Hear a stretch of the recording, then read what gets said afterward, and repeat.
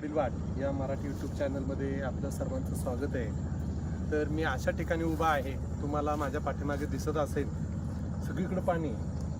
इकडं सुद्धा पाणी दिसतंय. इकडच्या बाजूला जर बघितलं तर इकडं सुद्धा पाणी आणि त्या पाण्याच्या मध्ये सगळे झाडं दिसत आहे. म्हणजे हे एक बेट आहे, चारही बाजूने पाण्याने वेढलेलं असं हे बेट. आणि या बेटावरती तातोबा नावाचे ऋषी यांचं प्रसिद्ध असं देवस्थान आहे आणि त्या देवस्थानाला आज आपल्याला भेट द्यायची आहे. आणि त्यासाठी आपल्याला कुठेही म्हणजे चारही बाजूने जर बघितलं तर जागा नाही आहे जायला. त्यासाठी आपल्याला होडीनं जावं लागेल. ते होडी दिसते बघा, त्या होडीनं आपण जाणार आहोत. तर आज आपण तातोबा ऋषींचं देवस्थान आहे त्याचं दर्शन घेणार आहोत. होडी अगदी जवळ आलेली आहे आणि याच होडीमधनं जाणार आहोत.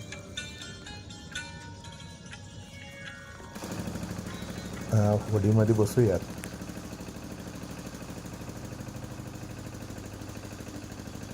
तर होडीमध्ये बसलेलो आहे आणि होडी सुरू झालेली आहे. समोर आपल्याला पाणी आणि पाण्याच्या मध्ये सगळीकडं झाडं दिसत आहेत. म्हणजेच ते बेट आहे आणि याच बेटावरती तातोबा नावाचे ऋषी म्हणजेच वाल्मिक ऋषी यांचं देवस्थान आहे. आणि ह्याच देवस्थानाजवळ आपल्याला जायचं आहे आणि त्यासाठी होडीनेच प्रवास करावा लागतो.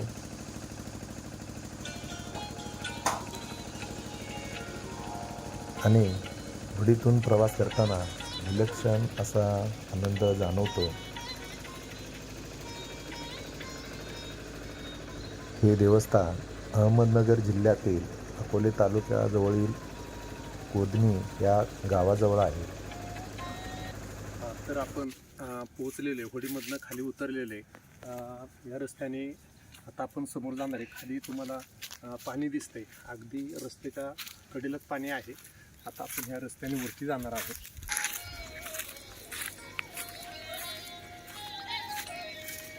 तर झाडे दोन्ही बाजूने रस्त्याच्या झाडं आहेत आणि त्या झाडांनी काय केलेले, रस्ता पूर्णपणे झाकळून गेलेले. हा रस्ता तुम्ही बघू शकताय, पूर्ण झाकळलेले. आणि त्या झाडांच्या मधनंच आपण असं पुढे जाणार आहोत. आणि अगदी वरती टोकावरती तातोबा ऋषींचं त्या ठिकाणी त्यांचं देवस्थान आहे. त्या देवस्थानाला आपण भेट देणार आहोत. हा रस्ता जो आहे तो संपूर्ण रस्ता हा वळणांचा रस्ता आहे आणि ह्याच रस्त्याने वरती जायचं आहे. आणि आत्ता आपल्याला जी होडी सोडून गेली ती परत माघारी गेलेली आणि ती परत आपल्याला घ्यायला येईल. तर दोन्ही बाजूने घनदाट अशी झाडी आणि त्या झाडीतून हा जाणारा देवस्थानाकडे हा रस्ता. तातोबा ऋषींचं मंदिर अगदी जवळ आलेले. देवस्थानाच्या प्रवेशद्वाराजवळ आपण येऊन पोचलेलो आहे आणि बरोबर प्रवेशद्वाराच्या अगदी काही अंतरावरती इथं महादेवाचे पिंड आणि नंदी आहे. या महादेवाच्या पिंडीचं आपण दर्शन घेऊन वरती जाणार आहोत. आपण देवस्थानाच्या परिसरामध्ये पोचलेलो आहोत आणि हा परिसर जर बघितला तर वरती संपूर्ण असा मोकळा परिसर आहे. म्हणजे सर्व बाजूने झाडं आहेत, पण मंदिराच्या अवतीभोवतीचा परिसर हा मोकळा आहे.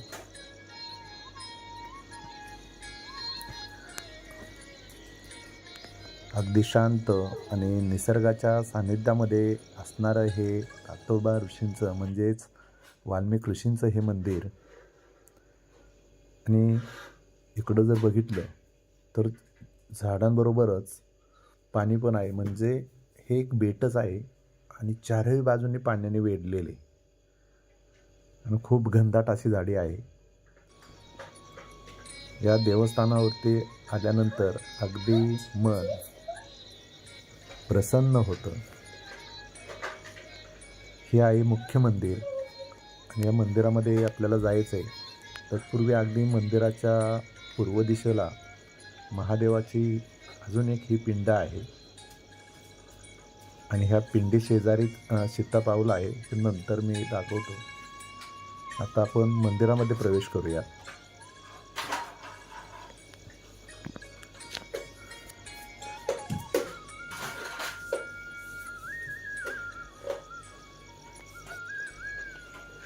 हे मुख्य मंदिर आहे आणि ही तातोबा ऋषी म्हणजेच वाल्मिक ऋषींची मूर्ती आहे. आणि शेजारी जर बघितलं तर दुसऱ्या पण वेगवेगळ्या देवतांच्या मूर्ती आपल्याला दिसतील. वाल्मिक ऋषींच्या उजव्या बाजूला लव आणि कुश आणि शेजारी सीतामाता यांची सुद्धा मूर्ती आहे.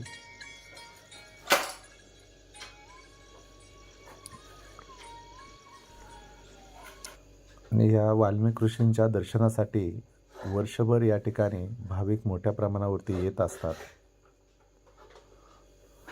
आता आपण अगदी मंदिराच्या पूर्व दिशेला समोरच महादेवाचे पिंड आहे आणि त्या पिंडीच्या समोर इथं सीतापाऊल आहेत आणि हेच बघण्यासाठी भाविक वर्षभर इथं गर्दी करत असतात. हे आहेत सीतापाऊल. आख्यायिका अशी आहे, ज्यावेळेस लव आणि कुश यांना घेऊन सीतामाता या पवित्र ठिकाणी आलेली होते, ते ठिकाण म्हणजे हे तातोबा ऋषींचं देवस्थान. आणि तातोबा ऋषींनी सीतामाता आणि लव आणि कुश यांना या ठिकाणी आश्रय दिलेला होता. काही दिवस त्यांनी इथं वास्तव्य केलं होतं. असं हे ठिकाण सीतामाता आणि तातोबा ऋषी म्हणजेच वाल्मिक ऋषींच्या पदस्पर्शाने पावन झालेलं. तर आज आपण तातोबा ऋषींच्या मंदिराला, ह्या देवस्थानाला भेट दिली आणि आपण दर्शन घेतलं. असं एक निसर्गाच्या सानिध्यात असणारं देवस्थान आणि या देवस्थानाला दरवर्षी भाविक मोठ्या प्रमाणावरती गर्दी करत असतात. आणि या देवस्थानामध्ये वर्षातनं एक वेळेस मोठी शिवरात्र इथं भरत असते आणि त्यासाठी भाविक गर्दी करतात. आता आपण हे जे बेट आहे, ह्या बेटाला होडीने पूर्ण एक फेरी मारणार आहोत. तर आपण आलेलं आहे इथं. आपल्याला होडीनं इथं आपल्याला सोडलेलं होतं आणि इथनं आपण ह्या रस्त्याने वरती तातोबा ऋषींच्या आश्रमाकडे आपण चालत गेलेलो होतो. आता आपण परत होडीतनं जाणार आहोत. तर आता इथं होडी नाही आहे. जी होडी आहे ते दुसरे जे काही भाविक आहेत त्या भाविकांना तिकडं सोडायला गेलेले पलीकडं. आता होडी आपल्याला इथं येईल आणि त्या होडीमध्ये आपण बसून ह्या पूर्ण बेटाला एक फेरी मारणार आहोत.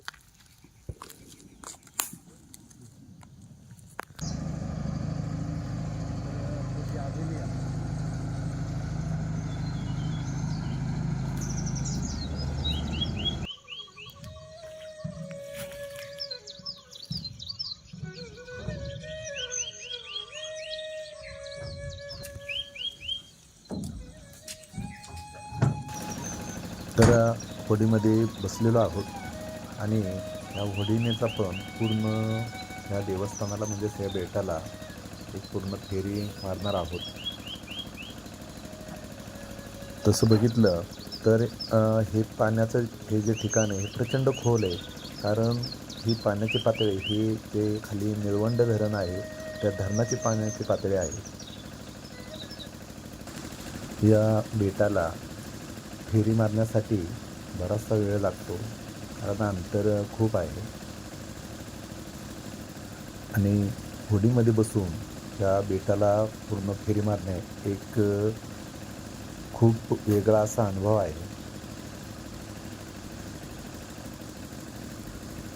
सगळीकडे बघावं तिकडं पाणीच पाणी आणि ह्या पाण्याच्यामध्ये असणारं हे बेट आणि ह्या बेटावरती असणारे हे देवस्थान आणि ह्या देवस्थानाच्या भोवतीने होडीमधनं ज्यावेळेस फेरी मारतो त्यावेळेस मन असं प्रसन्न होतं.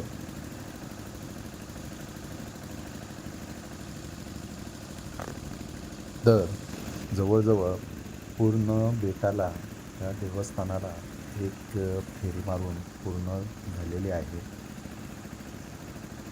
आणि ज्यावेळेस आपण होडीतनं फेरी मारतो त्यावेळेस अक्षरशः डोळ्याचे पारणे फिटतात. तर आज आपण तातोबा ऋषी म्हणजेच वाल्मिक ऋषींचं दर्शन घेऊन परत आपण होडीतनं माघारी आलेलो आहोत.